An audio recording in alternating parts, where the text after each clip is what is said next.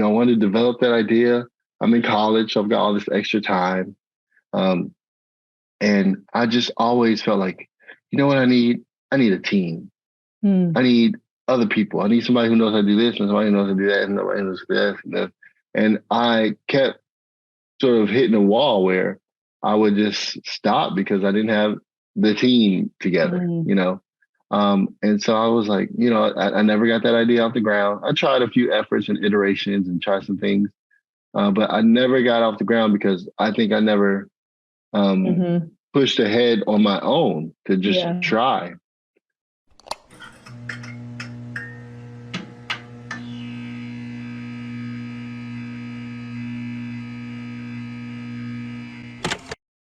Hey there, Kingdom and Culture family. This is Tiara Cersei, host of Kingdom and Culture podcast. And today I'm really excited to bring to you our guest, Mr. Roland Hairston, my brother, my big brother. Hey, Ro.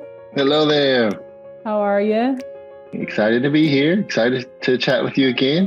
To be back. Congratulations on all the listeners you've gained, all the people you've inspired. Way to go. God is faithful. He's so good. He's so good. So, thank you for being here and sharing your short story of authenticity, Ro.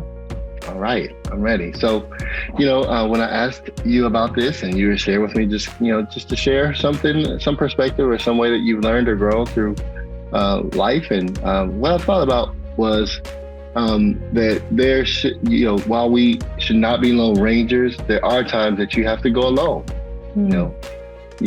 While we should not be lone rangers, there are times that you have to go alone. So that's my main takeaway and thought. And here are a few illustrations. I remember just kind of when we were growing up, our stepmom would chide me like, it seems like you don't do anything unless your friends are going. You don't do anything unless other people are doing it. And I was like, I don't know about that. That's not true. But parents tell you things, and so you're like, well, no, it's just high school. We all do things together. That's just how it goes. Okay, well then I get to college, and I remember having my first, what I thought was $1 million idea. I was like, where is the website that you can go to? And this is probably the late 90s. Where's the website that you can go to and find all these emerging Christian brands, of clothing, because that was there were a few popping up here and there, and it was cool. Nobody had ever seen that. Nobody had ever had that. And I was like, man, we really need a place where people can find this stuff, like a mall for Christian apparel. And so I was like, I wanted to develop that idea. I'm in college, so I've got all this extra time. And I just always felt like, you know what I need? I need a team. I need other people. I need somebody who knows how to do this and somebody who knows how to do that and somebody who knows how to do that. And I kept sort of hitting a wall where I would just stop because I didn't have the team together, And so I was like, I never got that idea off the ground. I tried a few efforts and iterations and tried some things, but I never got off the ground because I think I never pushed ahead on my own to just try. That same kind of thought or idea later, in life, there's another opportunity where I'm in a business context and I'm like, I've got this great opportunity to do something, but before then, there's another college incident. I had an opportunity to do some work. It was like kind of like a ministry opportunity. And it was presented to me for me to do it, but I was like, well, I need a team. I definitely need a team for this. And it was something that I probably could have done, because in hindsight, we pursued it and I did it, and I did mostly fine, doing it by myself. Of course, having other people collaborate was helpful, but what I think, and this is kind of like the heart of it, is that there's sometimes that you need a team because there are skill sets that you don't have and you need a team. And there's sometimes that you want a team just because you're scared or you're nervous or you're not sure if you're going to be able to do these things on your own. So you want to make sure that you surely have somebody who's done this before. You surely have somebody who's walked this road before. And I think in that's where I think the growth and challenge is. That, there are times where you're being called out to try something new, to do something new, something you've never done, and it's going to stretch you, it's going to grow you. And the Lord knows that, and so are you going to do it? Are you not going to do it? Are you going to be scared? I think about the difference between Genesis 12, where the Lord tells Abram, hey, I'm calling you to this land. I want you to go out. And what does he do? He goes out, but who does he take with him? Yep. Right? He takes his cousin, or his nephew, Lot. Yep. Right? So, and does that end up being a good thing? Not really. Not really. It gets him into all these other situations that maybe he wouldn't have had to deal with, shouldn't have had to deal with. Mm-hmm. But for, he just had to bring his little nephew Lot, and then you compare that to Luke 4, where Jesus then is called out into the wilderness. And when he's called out into the wilderness, goes him and God. He follows the assignment. He goes out on his own and he's there. He's following the Lord. He's tempted. He's tired.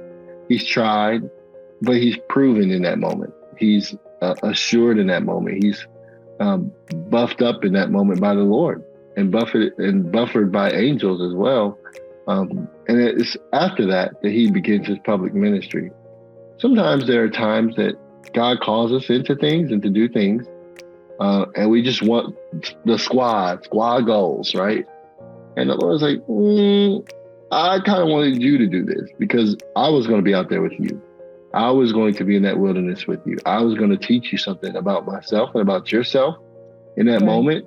And if you always resist going until the squad is together, you're not going to get it done, And then the other thing that happened with Abram and Lot is it caused unnecessary tension and friction in that relationship. And I had another situation, other professional situations where, I'm out here, I'm pursuing something, but I need the team. I need the squad. It's a skill set that I'm not as sharp in as the next person. And I try to bring this person on or bring these people on. And it just wasn't the right season or the right fit or the right whatever. And instead of being like, yeah, okay, let me move on, right? You get crippled and just continue to pour and pour and pour and pour and pour into a cup with a leak in it, because maybe the Lord is like, I ain't really asked you to bring all the rest of it.